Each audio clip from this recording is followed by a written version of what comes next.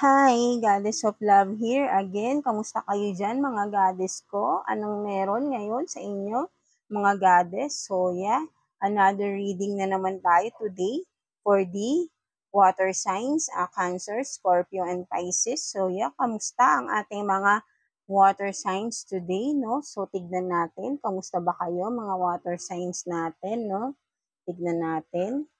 Anong meron? Anong mga kaganapan sa inyo, water signs? No? Tignan natin. Kamusta po ang ating mga water signs? Universe, please. Holy Spirit. So, meron ng tumalon na one card. Tignan natin yan. What is this? Sanctuary. So, yeah, again, so you have this sanctuary, no? Water signs, no? For some of you, you are in a place, no? Na you are feel safe, no? Maybe you are feeling safe right now, no? Kumbaga sa sanctuary, no? You are in a place na parang kumbaga you are secure, you feel secure, no? Something like that, no? No. Kumbaga ito, parang you are relaxing yourself, no? Calm, super calm lang. And for some of you, ang sanctuary kasi kung sa religious naman is yun nga, nasa pwedeng nasa church, no? You feel kapag kalimbawa nasa church kayo, no? You feel safe, you feel secured, no? For some of you, water sign, no? Pwede rin gano'n na napaka-religious nyo ring tao, no? Once na kapag nasa church kayo, you feel secure, no? Kumbaga pwede rin sabihin natin, kumbaga ito yung place na we're in na parang, yung bang you feel so loved, safe, no? Something like that, no? So, yeah, ito yung nararamdaman nyo ngayon, right now, or kung nasa bahay kayo, or nasa bakasyonan kayo right now, no? So, you are feeling safe right now, secure, no? For some of you, water sign, no? So, tignan pa natin what else para sa ating mga water signs, universe, Holy Spirit. Ano pa pong meron sa ating? So, you have this Page of Wands in reverse. Page of Wands in reverse. What else? Oh, you have this Four of Swords in reverse din, no? Parang malungkot ata ang ating mga ating pa natin. What else? What else? Para sa ating water signs, Cancer, Scorpio, and Pisces, please, universe, please. What else? Para sa ating water signs, Scorpio, Cancer, Scorpio, and Pisces, no? Parang napapagod kayo right now, no? Kaya parang siguro gusto nyo ng something safe na place, no? Parang nag-iisip kayo, for some of you, gusto nyo mapag-isa to go with a safe and secure place, no? For some of you, water signs. One more card, please, para sa ating water sign. So, you have this Two of Pentacles, no? For some of you, water signs, no? Yeah, no? So, for some of you, no? Water sign, Page of Wands in reverse, Four of Swords in reverse, and Two of Pentacles, no? Upright. So, yeah. Kaya siguro, for some of you, ay nakakaisip kayo na you want to go to a place na you feel secure, safe, no? Parang for some of you, parang naguguluhan na kayo. You are indecisive, no? For some of you, parang meron kayong, meron kasi dito parang napapagod na kayo. For some of you, water sign, no? Hindi kayo makapag-decide, napapagod na kayo, pagod kayo, kung ano man ito, no? Pero hindi kayo makapag-decide, something like that, no? And then, for some of you, meron kayong mga nalaman na may mga nalaman kayong bagay or may nabalitaan kayo or yun nga, may nalaman kayo na kinalungkot nyo, nag-cause sa inyo ng anxiety, depression, no? Something like that, no? Parang pagod na pagod ang mga water signs natin right now at hindi kayo makapag-decide, no? Siguro parang gusto nyo umalis muna to go somewhere na you feel safe, you feel secure, you feel na makakapagpakalma sa inyo, something like that. Then hindi niyo magawa sa ngayon, no? Parang ang bigat ng pakiramdam ng for some of you, no? Water signs, Cancer, Scorpio, and Pisces. Take what's resonate lang, no? So let's see anong problema, no? Tignan natin. Anong meron sa ating mga water signs? Bakit gano'n, no? Ano ba itong nalaman mo, no? Water sign na nagpapabigat sa iyo, no? What is this? So, you have this, no? O pag ganun pa lang natin, meron na agad, no? So, you have this enemy, watch your back. Tingnan pa natin yan. Universe, what else? Para sa ating water signs. Cancer, Scorpio, and Pisces, please. What else? Para sa ating water signs. Sa sitwasyon nila. So, yan, no? Meron ditong third party interference, no? So, for some of you, no? Kaya pala, no? So, one more, please. Ano pa po? Para sa ating water signs, Cancer, Scorpio, and Pisces. So, nag-flip to, no? Bumalik lang. Tignan natin. Cool inner growth. Tignan natin yan, no? So, one more card, please. Universe, para sa ating water signs, Cancer, Scorpio, and Pisces. One more card. Para sa ating Cancer, Scorpio, and Pisces. Please. One more card, please. One more card. No, kaya pala, no, parang pagod na pagod kayo, no? May nalaman kayong third party. So, it's a relationship pala regarding, no? I mean, regarding sa relationship nyo, water sign. Kaya parang may hindi makapag-decide kung anong gagawin. Naguguluhan, pagod na. No, for some of you, pagod na, maybe paulit-ulit na itong third party situation na ito, no? So, tignan natin.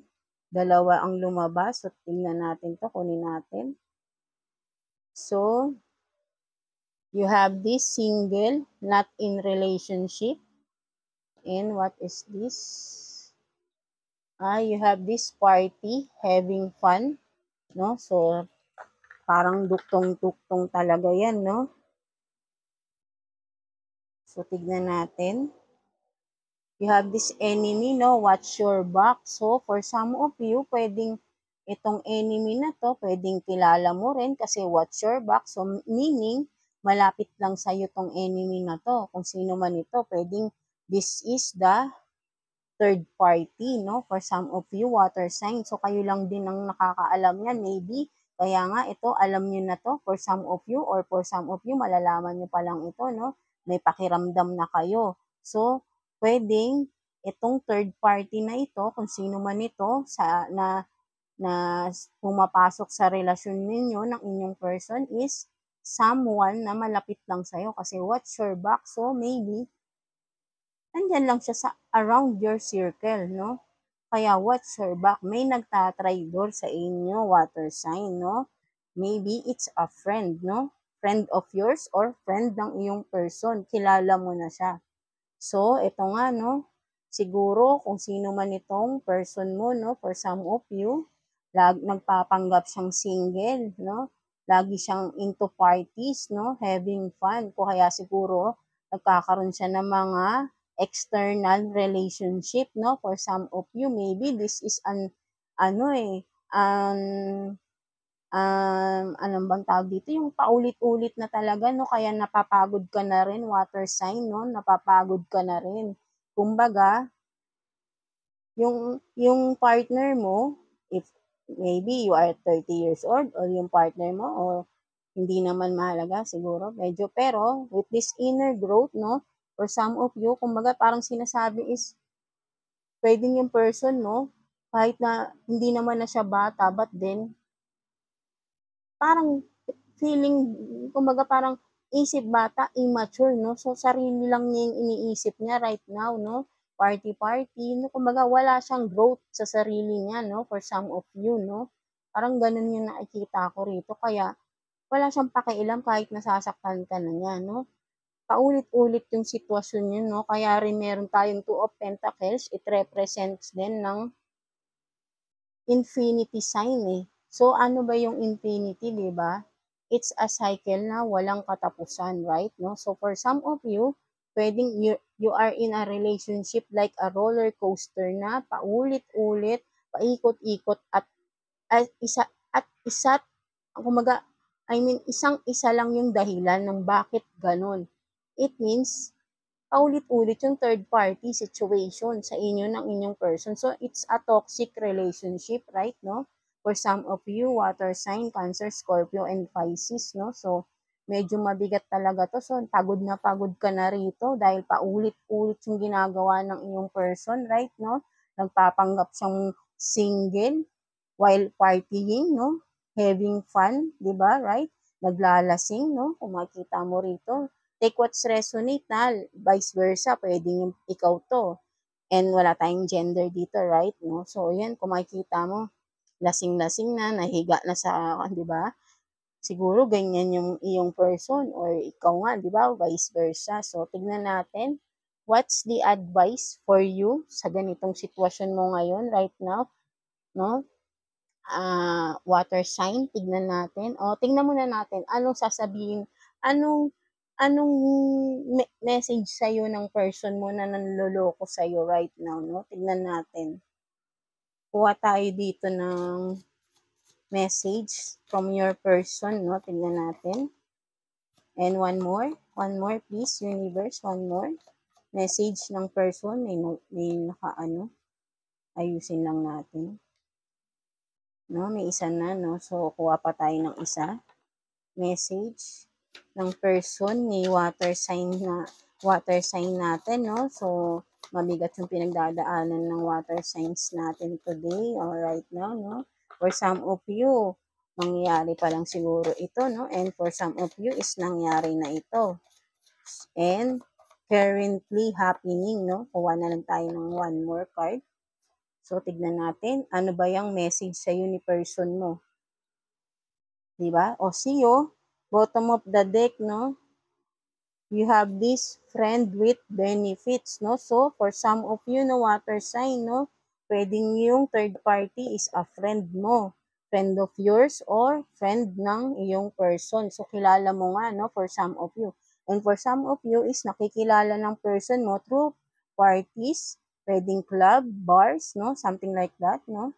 So, tignan natin. Ito yung sinasabi sa'yo ng person mo, water sign, see you daw, and thinking of you. So for some of you, no, ito yung sinasabi niya, message niya. So, maybe hindi pa kayo hiwalay nito, no, na this is currently happening, no. So, baka ikaw, may pakiramdam ka na, water sign, Cancer, Scorpio, and Pisces, no, nakikiramdam ka na rito sa person mo, no, na meron na siyang something na ginagawa behind your back, no? So, maybe for you, some of you is napaka-sweet talker pa nito, no? Parang inuuto ka pa, may pa-see you and thinking of you pa siya, no? For some of you, no? Kaya siguro magkikita kayo ngayon, no? And then, sweet talker pa siya sa iyo. Pero ikaw, may kutob ka na, water sign, no? Na meron siyang ginagawa. So, maybe this is a confirmation for some of you na kung nag-iisip kayo, take what's resonate, kasi iba-ibang energies naman nito, but then merong mga confirmation dito na merong friends with benefits, and then we have also the third party na maybe nakilala niya through partying, no? Bar, no? Something like that. Take what's resonate again, na kasi kayo ang nakakilala sa person niyo kung ano yung mga ginagawa niya, no? Na makaka-relate dito, no? So, yeah. And for some of you, maybe, this is a genuine message from your person na hindi naman nagloloko, no? So, maybe for some of you, may date kayo, no? Pwede rin, no? And he or she is always thinking of you, no? So, very sweet naman din, no? For some of you, baka itong person na ito is hindi naman siya yung katulad nung nasa ibang reading natin, ibang cards na nagloloko, right, no? So, yeah. So, tignan natin anong message for you ni universe, ni God, sa inyong sitwasyon ngayon, no? Water signs, Cancer, Scorpio, and Pisces, no? Tignan natin. Message or advice ni universe from you, water sign. So, meron ng tumalong isa. Tignan natin, what is that? Dalawa pala ito, no? So, you have this queen of everything and be authentic. So, for some of you, queen of everything, maybe, dahil nga, di ba, paulit-ulit na yung nangyayari sa iyong sitwasyon right now, water sign, no? So, paulit-ulit mo na rin na-overcome, tapos uulit na naman ang sitwasyon, no? So, kumaga, ikaw na yung si queen of everything, eh. Parang lahat nalalagpasan mo na, pero may paulit-ulit pa rin na senaryo, no? So, yun nga. Or for some of you din na dumadaan sa mga sitwasyon, sa mga pagsubok sa buhay, pero nalalagpasan nyo, no? So, sinasabi sa iyo ni universe, proud siya sa'yo dahil nalalagpasan mo whatever obstacles, no? Right? For some of you, water sign. And for some of you naman, water sign na eto, nandito kayo sa ganitong sitwasyon, third party, friends with benefits, di ba? Something like that. Nasa ganitong sitwasyon, sinasabi sa inyo ni universe, no? Ina-advise kayo na to get out of that situation because you are the queen of everything. Malakas kayo. Malalagpasan at malalagpasan nyo kung ano man tong sakit na nararamdaman nyo ngayon. Diba? Huwag kayong matakot to cut off that person, right? Kasi kaya mong mag-stand up for yourself. Hindi mo kailangan ng taong ganun, right? Ito ka, strong personality ka. Diba? Hindi mo kailangan ng ganung tao, right? So, and then, be authentic, no? So, sinasabi rin, for some of you, sinasabi ni universe ng ating God na, be authentic, show your true self, no? For some of you, huwag kayong mahiya. Kung may mga problema kayo, pinagdadaanan, di ba? Pwede nyong, kung wala kayong, kumaga, pwede nyong, kung, yun ba, example, yung mga experiences nyo, for some of you, pwede nyong i-share sa ibang tao. Yung, halimbawa, yung katulad nung, yung may mga water signs dyan na ang dami ng pinagdaanan, but then, di ba, nalagpasan. So, be authentic, show your true self, right? Pwede mong i-share whatever your experiences.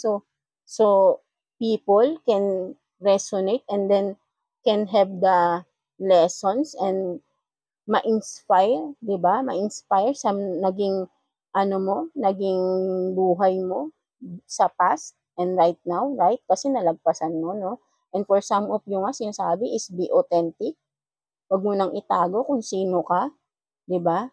Ito yung sinasabi nila, kasi ito may mga mask dito, 'di ba? Kumbaga natatakot kang i-reveal kung ano ka, 'di ba? So show your true self, sinasabi sa iyo ni universe. Pwede ring for some of you kung nasa nasa ano kayo, nasa LGBTQ, no? Something like that, no? Kasi hindi ko medyo kabisado yung ganun. So, baka nahihiya kayong i-reveal kung ano yung gender nyo, no? Pwede rin ganun, no? Kasi this one is colorful. So, iba-ibang gender kasi nga yan, right? So, baka nahihiya kayo, baka iniisip nyo is anong sabihin ng mga tao around you, ng people around you, or your family members, right? Huwag kayong mahiya kasi habang tumatagal at hindi nyo masabi yung totoo, hindi nyo mailabas yung totoong anong meron sa pagkatao nyo, kayo din yung nahihirapan, right? Diba? Kayo din yung nahihirapan. You feel alone kasi kapag hindi mo ma-express yung totoong pagkatao mo, diba? You feel alone. Parang, kumaga parang yun nga, hindi mo ma-express, then kapag ikaw na lang mag-isa, doon mo lang na-express. 'Di ba? Parang ang lungkot naman din right now. Ang lungkot naman ng ganun, right? No? So, bakit mo kailangan patagalin kung alam mo naman sa sarili mo na hindi ikaw tong pinapakita mo sa ibang tao. Ikaw yung nahihirapan. At sinasabi sa iyo ni universe, matatanggap ka ng mga tao sa paligid mo. Basta magpakatotoo ka lang, water sign, Cancer, Scorpio, and Pisces, no? So yeah, that's it na, earth sign. So ayan ang sinasabi sa iyo ni universe na you are the queen of everything, malakas ka, kaya mong iwanan yung mga tao na hindi totoo sa iyo. And for some of you, be authentic nga daw with yourself din, no? Kung sino ka, show your true self, no? Huwag ka ring mahiya, no? So yeah, that's it. Water sign, Cancer, Scorpio, and Pisces. I hope naka-resonate kayo sa ating reading today, no? So yeah, thank you for watching and please like and subscribe sa ating channel and good luck sa inyo, no? Sa mga goals nyo in life, no? And yes, God bless you all. Keep your strong faith lang kay God. Always pray lang tayo kung ano man yung pinagdadaanan natin. Kapit lang tayo kay God, no? So, yeah, that's it, water signs. Thank you, water signs.